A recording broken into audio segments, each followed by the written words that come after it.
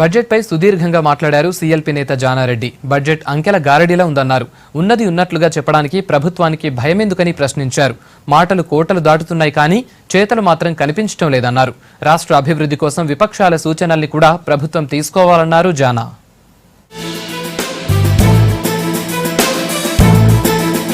ప్రజలు ఆశించిన విధంగా పాలన ఉండాలన్నారు కాంగ్రెస్ పక్ష నేత జానారెడ్డి.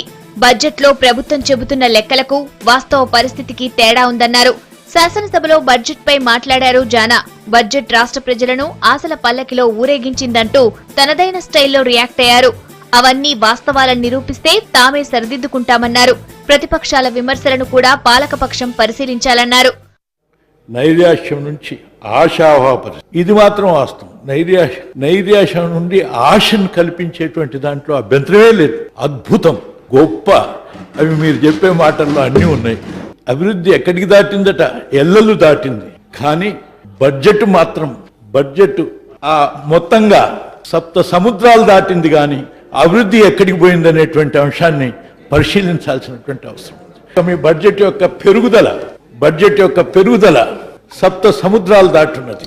ఇది భారతదేశంలో ఏ రాష్ట్రం కూడా ఇంత పెరుగుదల చూపించి బడ్జెట్లు పెట్టినటువంటి రాష్ట్రం మరొకటి లేదు.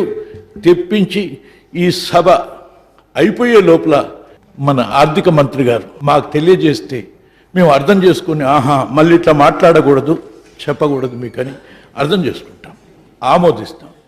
సంక్షోభానికి దగ్గరలో విద్యుత్ రంగం ఉందన్నారు జానా. విద్యుత్ సంస్థలు ఇప్పటికే అప్పుల్లో ఉన్నాయన్నారు. ఇప్పుడు కరెంటు కోతలు లేవు కానీ ఫ్యూచర్లో వాతలు పెడతారా అన్నారు. విద్యుత్ విషయంలో ప్రభుత్వం ఎప్పటికప్పుడు సమీక్షించాలన్నారు. దీనిపై వెంటనే రియాక్ట్ అయ్యారు మంత్రి ఈటెల. సూపర్ క్రిటికల్ కాకపోవటం మూలాన ఆ మనుగూరు భద్రాద్రి సంవత్సరానికి 300-400 కోట్లు నష్టం వచ్చే ప్రమాదం ఉన్నది. ఛత్తీస్గఢ్ ద్వారా ఈ భారం పడేటువంటి ప్రమాదం ఉన్నది. కట్టబోయే ప్రాజెక్టులు పూర్తయిన తర్వాత మ్యాచింగ్ సరిగ్గా లేకపోతే ప్రమాదం ఉన్నది. 1000 మెగావాట్లు రేపు ఏప్రిల్ 1 నుంచి నువ్వు తీసుకోవాలి. తీసుకోకపోతే ఛత్తీస్గఢ్ రాష్ట్రానికి ఫిక్స్డ్ ఛార్జీలు కట్టాలి, పవర్ గ్రిడ్కు 45 పైసలు కట్టాలి. ఆ కరెంటుని ఎక్కడ వాడుకోవాలి, ఎట్లా చేయాలని దీర్ఘకాలిక ప్రణాళిక ఇప్పటి నుంచే స్టార్ట్ చేయాలి. ప్రతి నిత్యం మా ప్రగతి భవన్లో ఏ ప్రాజెక్టు దగ్గర ఎంత వర్క్ అవుతుంది, ఎంత క్వాంటిటీ అవుతుంది అనేటువంటి లెక్కలు కూడా ప్రతి నిత్యం ఉంటాయనే విషయం మర్చిపోవద్దు. అంటే ఎంత అప్రమత్తంగా ఉన్నాం, ఎంత కన్సర్న్తో ఉన్నాననే విషయం చెప్పడానికి చెప్తున్నా. ప్రతి ఇరిగేషన్ ప్రాజెక్టు వారీగా ప్రతి నిత్యం ప్రతి గంట ఎంత పని అవుతుంది, ఎక్కడెక్కడ అవుతుంది అనేటువంటిది ఉన్నది. రెండవది, ప్రతి నిత్యం కరెంటు విషయంలో ఒక స్క్రీన్ మీద ఏ గంటకు ఎంతెంత కరెంటు వాడుకుంటున్నాం, ఎక్కడి నుంచి వస్తుంది అనేటువంటిది కూడా సమాచారం ఉన్నది. టీఎస్ ఐపాస్ ద్వారా పరిశ్రమలు వచ్చాయని బడ్జెట్లో చూపిందన్నారు జానా.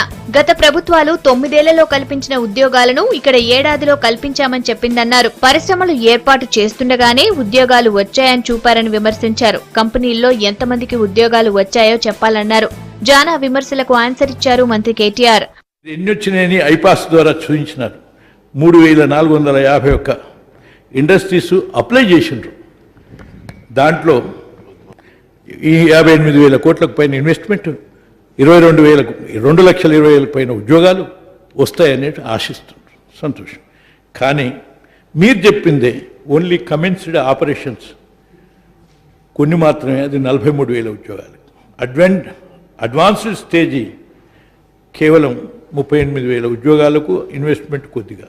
Initial stage at to be అనేటువంటి 1,400, ఇనిషియల్ స్టేజ్ 2,000, 2,000కు పైన 3,000లో ఇంకా ఆనే కాలేదు అని అర్థం.